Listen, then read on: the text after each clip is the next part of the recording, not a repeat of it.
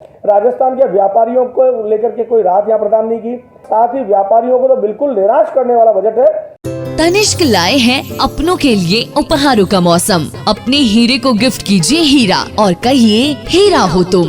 Hero के गहनों की कीमत पर पाइए 20% तक की छूट। Visit Tanishq, India motor circle, Ajmer.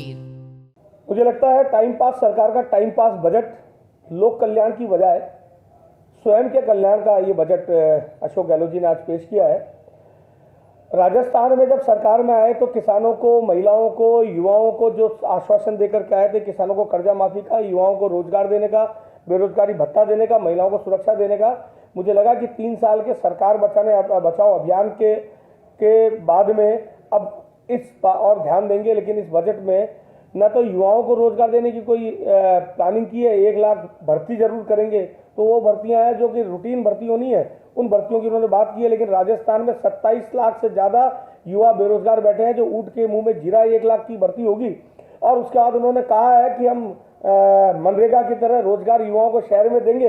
तो मैं पूछना चाहता हूं कि 365 में से 100 दिन अगर रोजगार दे देंगे तो बाकी 265 दिन युवा क्या करने जाएगा। मुझे लगता है कि जिस 27 लाख युवाओं को बेरोजगारी भत्ता देने का ये चुनावी आश्वासन दे के आए थे, उसको अगर पूरा करते तो ज़्यादा उचित रहता। केवल मात्र क्योंकि 100 दिन रोजगार वो प्राप्त कर लेगा तो बेरोजगारी भत्ता लेने का अधिकारी नहीं रहेगा। केवल मात्र अपने आप को बचाने का प्रयास इन्होंने किया है। महिला सुरक्षा को लेकर के आज राजस्थान में जिस प्रकार दलितों पर, महिलाओं पर अत्याचार बढ़े हैं, राजस्थान में गैंगरेप और बलात्कार अव्वल नंबर पर आया। मुझे लगा महिला सुरक्षा को लेकर के कुछ कठोर घोषणा है, कुछ अच्छी घोषणा है इस बजट में होगी, लेकिन एक भी घोषणा ऐसी नहीं है जो महिलाओं को कोई राहत देती हुई हो।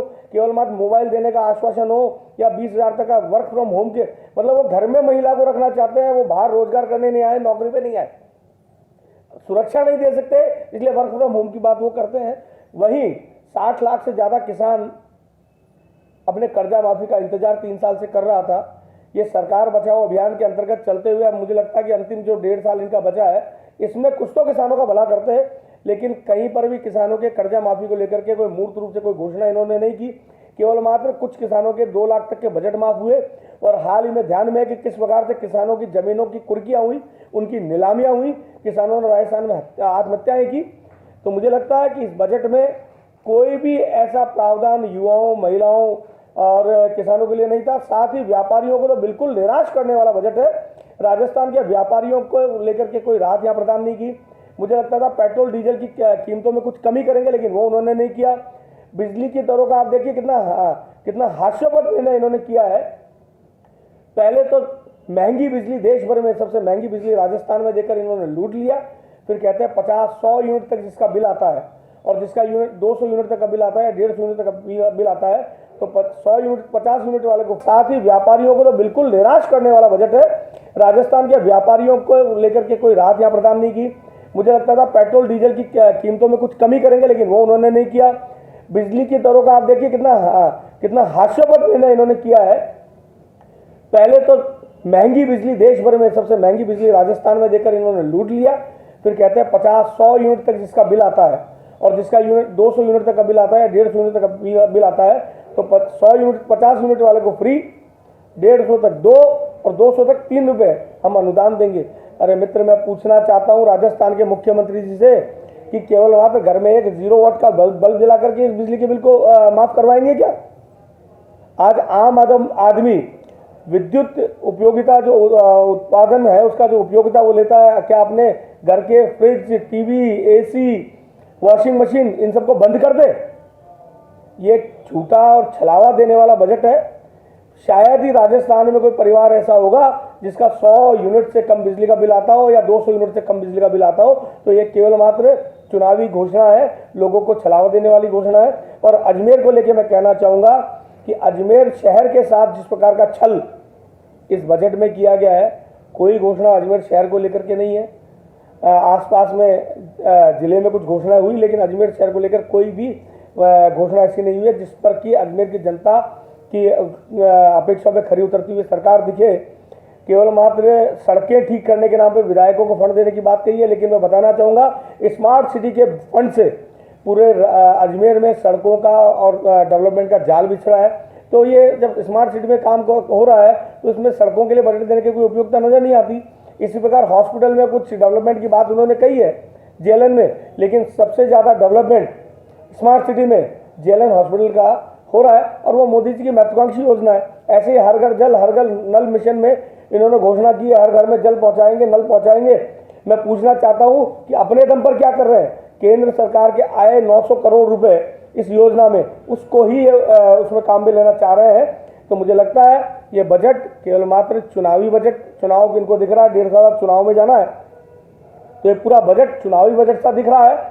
और चुनाव में जनता को जिस प्रकार से आश्वासन देकर के सत्ता में आए थे, वैसे ही चुनावी लॉलीपॉप इन्होंने इस बजट में जनता तक को पहुंचाने की कोशिश की। लिए जनता समझदार है 3 साल के इनके कार्यकाल को देखते हुए। और ये बजट आप देखिए, पूरे बजट में उन्होंने जहां पर सत्ता में बने रहने में जिन्होंने इनको सहयोग किया, केवल मात्र उन विधायकों के कोई व्यक्तिगत जो काम उन्होंने बताए उनकी घोषणा की है। आमजन से ये मांग रहे थे सुझाव, लेकिन आमजन के किसी सुझाव भी इन्होंने काम नहीं किया। रोलिंग। हाँ भैया, आज किस तरह का बजट आया है, क्या मानते हो? आज का बजट जो माननीय मुख्यमंत्री जी जननायक ने पेश किया है राजस्थान की सरजमीं पे, मैं कहूँगा कि 360 डिग्री बजट उन्होंने पेश किया है। सबसे पहले तो मैं उनका साधुवाद और धन्यवाद करूंगा कि उन्होंने अजमेर, जोधपुर और कोटा को नए मेडिकल इंस्टीट्यूट के ऊपर 250 करोड़ रुपए देने का जो उन्होंने बजट में घोषणा करी है, ये अजमेर के लिए बहुत ही एक नया सोपान है। दूसरी चीज़, 50 यूनिट बिजली फ्री दे रहे हैं पूरे राजस्थान के बाशिंदों को। उससे बढ़कर आज मुख्यमंत्री जी ने एक नया आयाम पेश किया, कृषि बजट को अलग से पेश किया।